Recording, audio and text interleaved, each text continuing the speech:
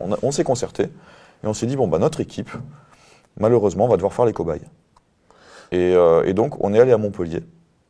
Et là, le fabricant des kits est venu en France parce qu'il a pensé que c'était assez grave. Et il a dit, là, il y a un problème de... C'est à la fois intéressant scientifiquement et dangereux pour la santé publique. Il faut que je vienne.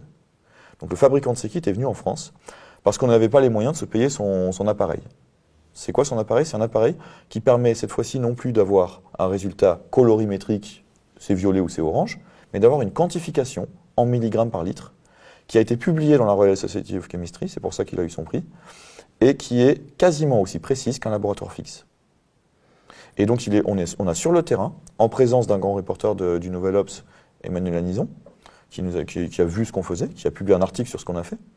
On a fait des analyses en allant dans la manifestation. On était quasiment sûr de se faire gazer parce qu'on se fait tout le temps gazer à Montpellier. Donc on n'est pas allé s'exposer outre mesure, on y est allé en sachant qu'on allait se faire gazer. Et ensuite, on est retourné et on a fait par contre cette fois-ci une analyse avant manifestation et après gazage. Et là, en quantifiant, avant manifestation, on était à 0, tous, entre 0 et 0,2 maximum. De taux de cyanure? De milligrammes par litre de cyanure dans le sang.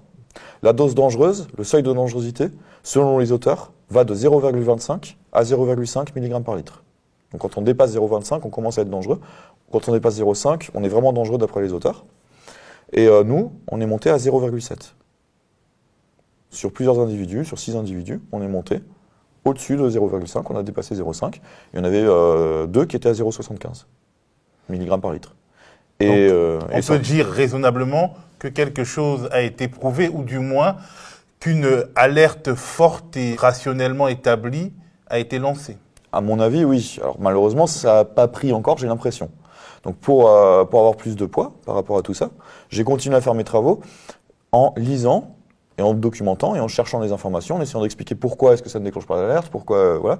Et j'ai été soutenu dans cette démarche de littérature, hein, par André Picot, qui est le président de l'Association de toxicologie chimie de France, qui est actuellement en train de relire un document de 101 pages, qui va peut-être être modifié un petit peu, parce qu'on va voir ce qu'il va me dire, mais qui va être publié prochainement par l'Association de toxicologie chimie de France. C'est une sorte de consécration quand même, parce que c'est le monde scientifique, en tout cas un représentant établi dans le monde scientifique, avec une crédibilité difficile à remettre en cause, qui te prend par la main et qui dit « nous allons publier ensemble quelque chose qui accrédite ce que tu es en train de dire depuis un certain nombre de mois ». Exactement.